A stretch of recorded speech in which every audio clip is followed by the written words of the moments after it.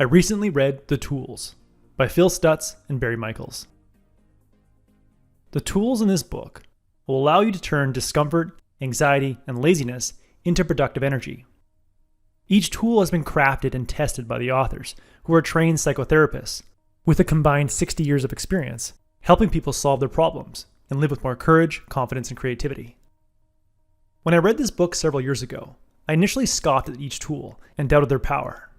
But I kept an open mind, and now I can honestly say that of all the tools and all the books I've read, the 3 tools I'm going to cover in this video may have changed my life the most. Each tool requires you to use your imagination to bring a specific image to mind, which then activates a mysterious force, what the authors call a higher force, that guides you forward. Hold your skepticism until you try each tool a few times. Tool number 1, the reversal of desire. Use this tool when you're avoiding difficult work. Use this tool when you need to get out of bed and go for a run, but you'd rather hit the snooze button and sleep for 30 more minutes. Use this tool when you need to make a difficult phone call to ask for help, but you keep putting it off. The exact cue to use this tool is the resistance you feel when you think of doing an uncomfortable task. The moment you feel resistance to doing an uncomfortable task, execute the following 4 steps. First, imagine the task as a cloud hovering in front of you. Second, silently yell, "Bring it on," as you move into the cloud. Third, keep moving into the cloud until you feel at one with it. Then say to yourself, "I love pain." Number 4, feel the cloud spit you out the other side and thrust you toward a realm of pure light and think, "Pain sets me free." The realm of light represents the realm of possibility.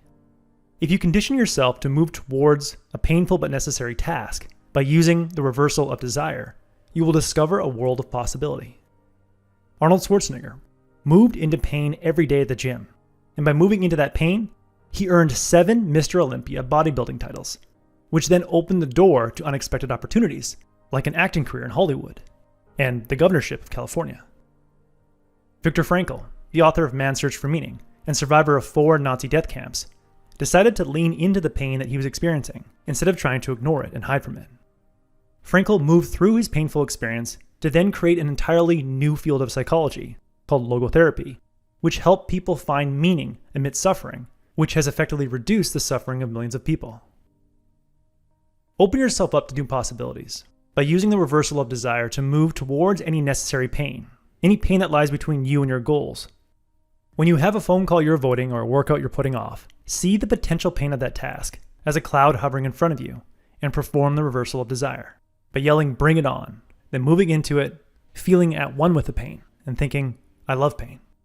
Then seeing the pain thrust you forward and thinking, "Pain sets me free." Each time you use this tool, you'll experience a slight nudge forward. Sometimes you'll need to use this tool 20 times to build up the inner strength to embrace the task you're avoiding. But that's okay, because it only takes about 3 seconds to perform the reversal of desire, which means you can perform this tool 20 times in the next minute. The more you use it, the more unstoppable you'll feel. Tool number 2, inner authority. Use this tool when you feel nervous before a performance. Think of a performance as, quote, any situation where you are subject to the judgment of others. This includes interviews, sales calls, presentations, and social events. The moment you experience performance anxiety, imagine you're standing on stage in front of people who make you feel insecure and inferior. This group might include past bosses or kids from high school you tried to impress. Then imagine projecting your insecurities and feelings of inferiority into a shadow that's off to one side of you. For most people, this shadow looks like a younger, weaker version of themselves. To a beautiful model in the book, the shadow looked like a 13-year-old girl, overweight, with a pasty face covered in zits.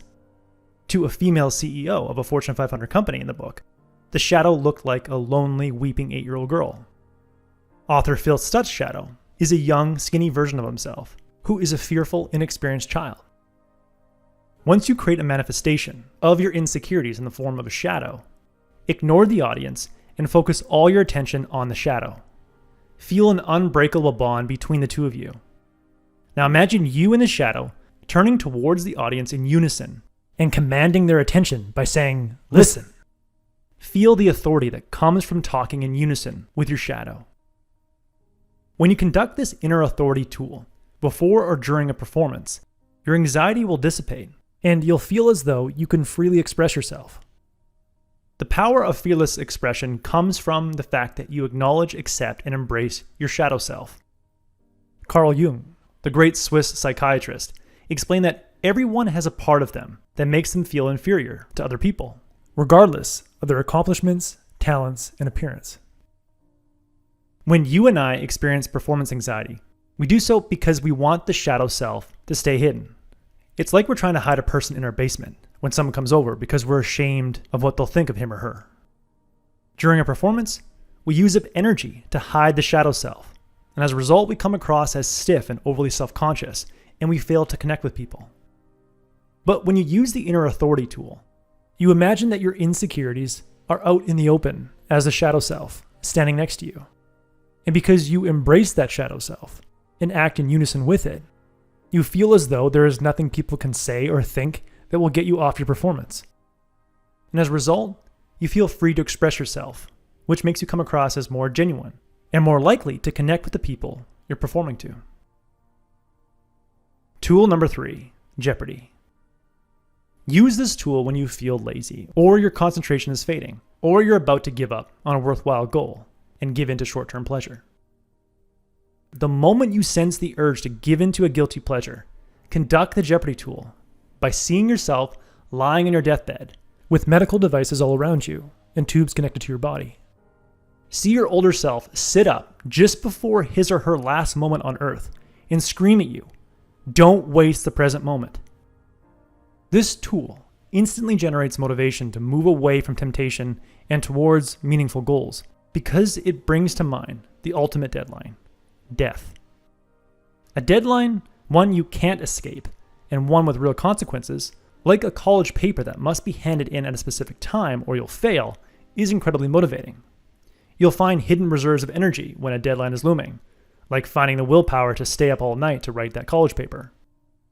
When you see your older self close to the ultimate deadline, death, screaming at you not to waste your life, you will suddenly find the willpower to resist temptation and refocus on your goals, because you don't want to suffer the consequences of getting to the end knowing you've wasted your life.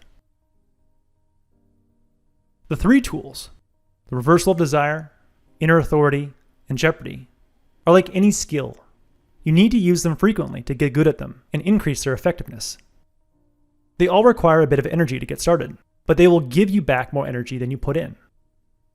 If you use these tools, every time you experience discomfort or performance anxiety or laziness, you will find that you have an endless stream of productive energy at your disposal. That was the core message that I gathered from The Tools by Barry Michels and Phil Stutz. Like I said before, this book has fundamentally changed my life. I highly recommend it. If you would like a 1-page PDF summary of insights that I gathered from this book, just click the link below and I'd be happy to email it to you. If you already subscribed to the free Productivity Game email newsletter, this PDF is sitting in your inbox. If you like this video, please share it. And as always, thanks for watching and have yourself a productive week.